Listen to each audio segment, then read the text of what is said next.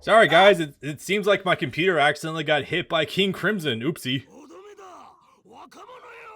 No, I get it. My computer was so bored by Bruford, even it went out of this recording. I don't blame it. Fuck it. I'll go with that explanation. Anyway, so quick break aside, I suppose. Yeah, we're back on top of this. If it was worth, yeah, this part was a lot better to deal with than the underwater section. Is this actually going? Do you fight him a third time, or is this just a cutscene? This is it. Don't worry. You only fight him underwater and not on land. And also, oh yeah, Hamon can also be conducted through metal. I'm pretty sure Hamon at this point in time is just supposed to be straight up electricity. That's basically how it's portrayed. Whenever you see it in action, especially in relation to water, it's like it just looks like you see sparks. Yeah, what I'm think about it now, it's probably should have been obvious in the word go with how it interacts with a lot of objects, but it's also just, I don't know, the way it's portrayed like life energy, like something a lot more like not something a lot less like chaotic, but then you see it in action, it's like, yeah, it kind of is just like that, isn't it?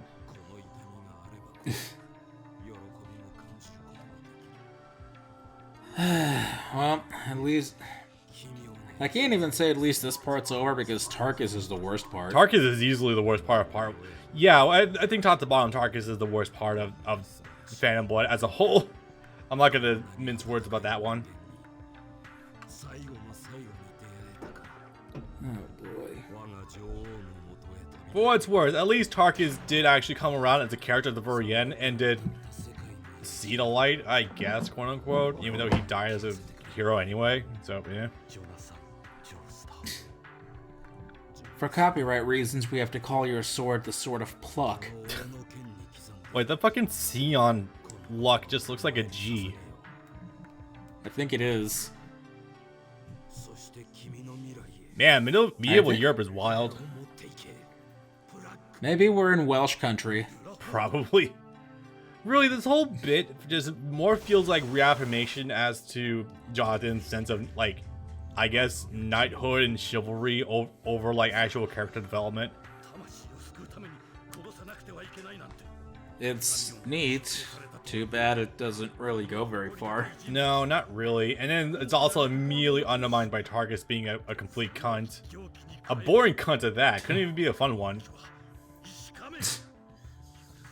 Oh, hey, my partner is dead. Awesome. Now I have to stop pretending like I actually liked that son of a bitch. Awesome, the long-haired shithead's out of the way, now I can do whatever. Yeah.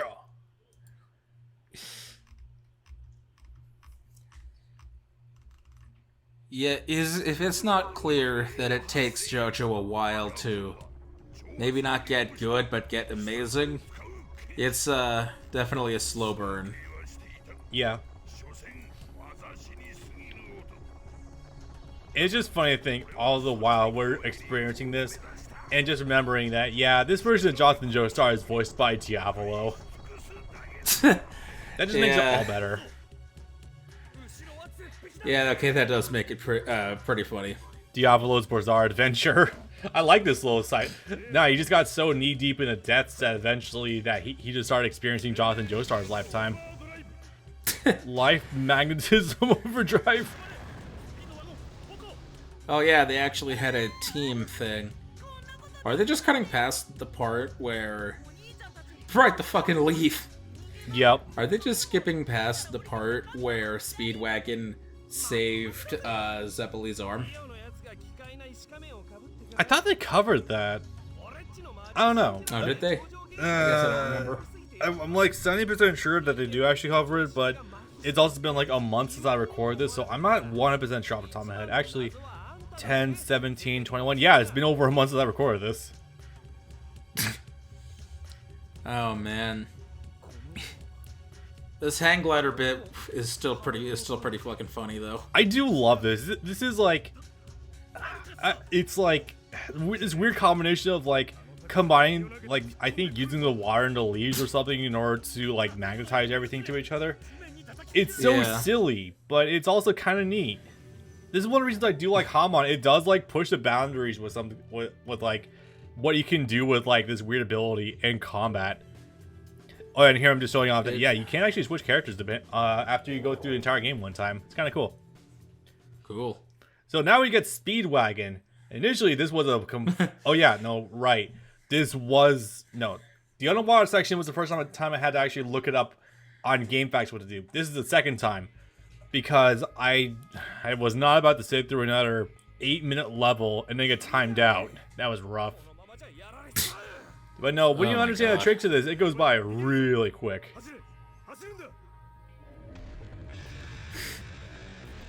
I don't remember if I mentioned it last time or not, but being able to actually take this in up close, it could just be the style, it could just be the fact that the game came out like 6 years later, but this looks much better than the fucking Golden Wind game. Having booted that game up recently, yeah, I actually kind of agree. By the way, a small thing really fast. Can I just say some of these armor zombies look almost exactly like stand designs you would find in like Part 3? Like, holy shit. Especially with like the body armor. But yeah, that's just ugly Silver Chariot. It really is. So, if anyone ever at home has problems with this level, constantly charge R1. It is literally your lifeline. It will one-shot. At level 3, it one-shots every zombie pretty much perfectly. And even then, like level 1 or level 2, it still downs it pretty quickly. The problem with this is that you have to deal with the zombie's stupid fucking regeneration abilities with no Hamon, so... Look at how he fucking runs. The zombies or Speedwagon? Yeah, the zombies are pretty great. Speedwagon. Speedwagon. Yeah. I would shit myself if I saw that running towards me. Yeah. Looking at this, so would I.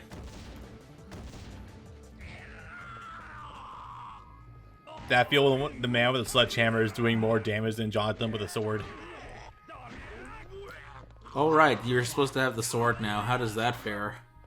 So you don't get Jonathan's access to the sword yet. Actually, the only time you really use it is when you do get to the very end, because the next segment is a bit with Tarkus in that weird dual chamber thing, the one with the giant neck braces. It's kind of weird. Yeah, the thing with the chains. Yeah. So, Jonathan with sword isn't considered a separate character slot like Guts with Berserker armor? No, he is considered a separate character slot from what at least I think he is. It comes across kind of weird.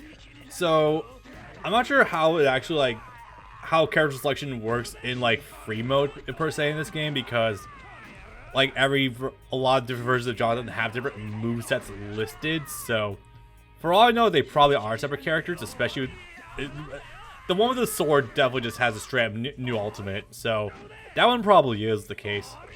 Oh yeah, and here it's me having problems with the fact that this game has no lock-on. Oof. How do you move the camera? I think it's just the right stick. Oh, good. At least Japan finally figured out by 2007 that camera go on stick. Yeah, and not like L2 or R2. Jesus Christ.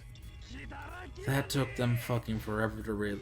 The DualShock and the PS1 had 2 sticks. What was that second stick even used for? Wasn't really used much. Well, that was also the generation where they introduced the idea of the analog stick. Remember, the PS1 launched with no analog sticks, period. I know that, but then they had the revised controller like 2 years in that had 2 sticks.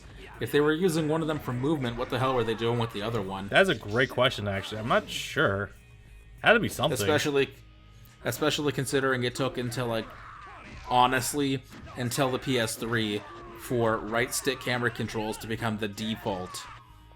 So, the only game I know of on the PS1 that actually utilizes the right analog stick for anything is actually, this is gonna sound really weird, I only learned about this through a fucking Matt McMuscle's channel. There was this one Alien Resurrection game on the fucking PS1. I know, weird jump, but apparently that was the very first fucking first-person shooter to actually have your character aim with the right stick. That was the first one, and that's just like, huh. Well, it makes you wonder what people were thinking back then for a lot of this stuff, huh? Well, at the time, they were thinking about playing first-person shooters with a keyboard. That's true. How can you possibly convey all of the 6 buttons that are needed to play these games on a controller? Sometimes I do kind of miss those dumb old days where Doom had infinite vertical tracking with the gunshots. Me too. Makes killing those bastards on ledges a lot funner. Oh yeah. If the only thing you have to deal with is slightly stilted movement over like brutal Doom or something, I'll take it sometimes. It's just that dumb. It's just dumb and fun to go with. So Was one that a regular was that a regular special attack, or is that like a counter, that thing where he puffed his chest out? So that is a counter attack you can do.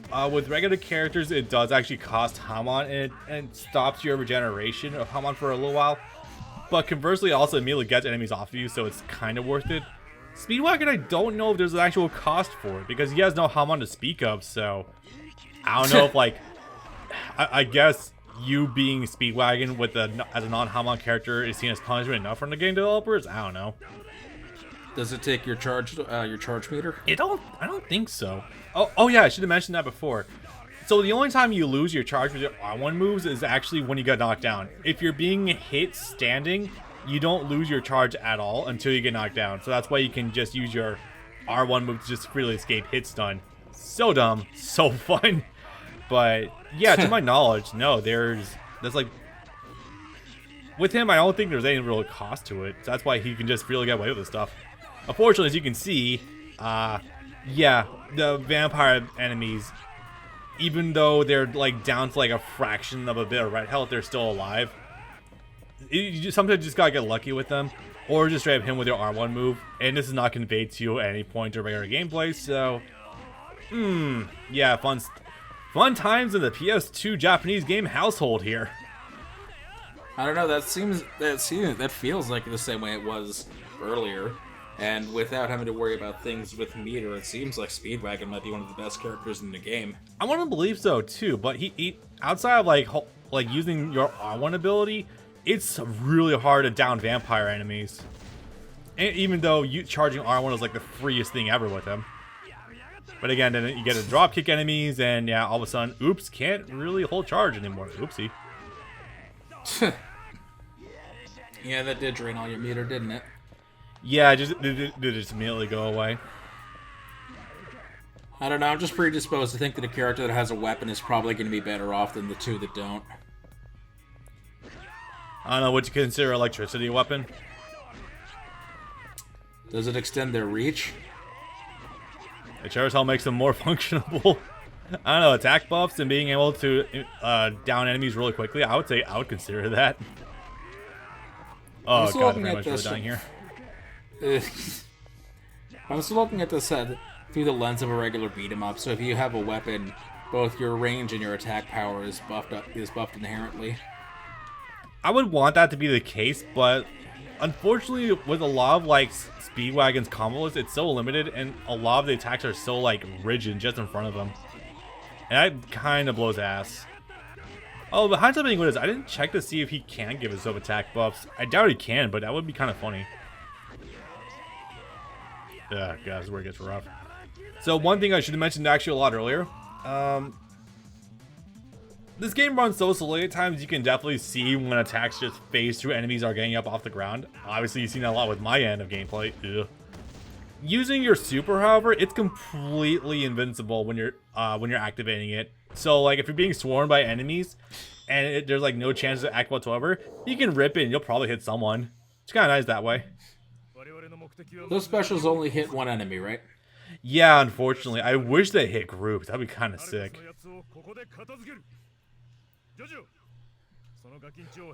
Oh no, I think we're about to do the thing. I think we're about to be bisected. Yeah, it's that time. I do like that purple background inside the fucking cage, though. That's very silly looking.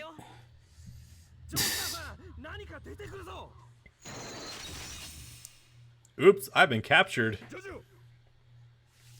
Again. How was that connected to him? It's if we're talking about the collar, yeah, it just wrapped around his neck. So this is Oh. really fucking silly. Boy, it sure is convenient that Tarkus was killed and buried in an area that was so close to one of, like, an area he was so, like, good at. Yeah.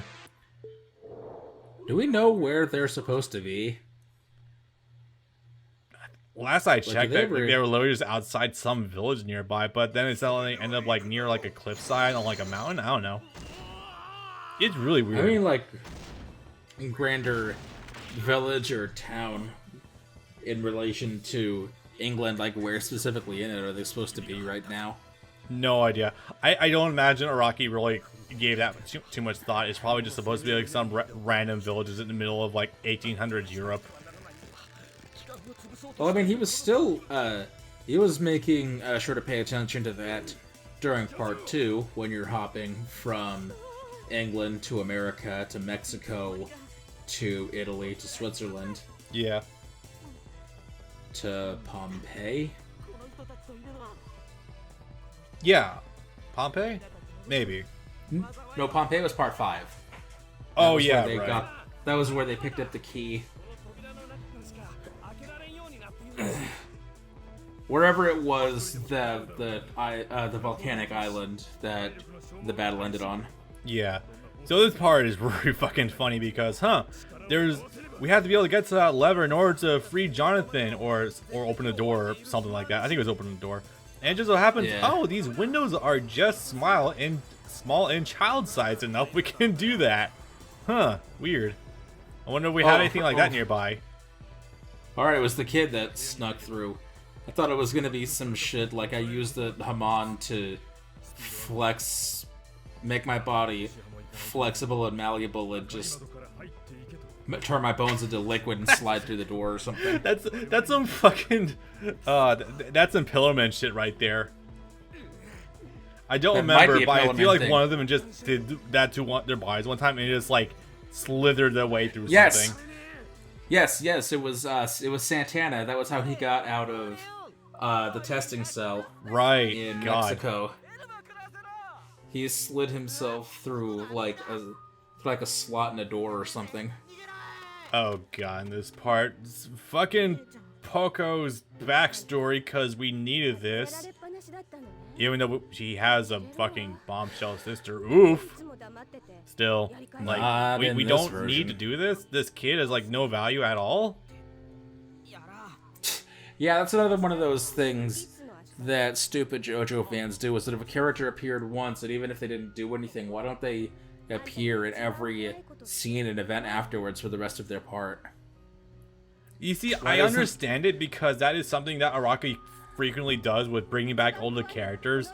I think they probably overly prepared themselves for that because of Polnareff in part 3 into 5. That's my best guess, but yeah, you're not Sure, just but gonna what is have the ki- that for random Joe Schmo that showed up for 5 minutes, like somewhere in the middle of part 4. Sure, but what is this kid gonna do in battle tendency? Do people actually think this kid's gonna do shit in battle tendency? That's hilarious. That's the idea, because he showed up when Jonathan and Arena got onto the cruise ship for their honeymoon.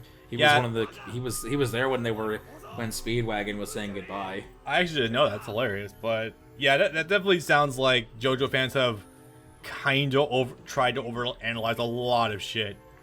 I'm gonna blame exports for that one personally.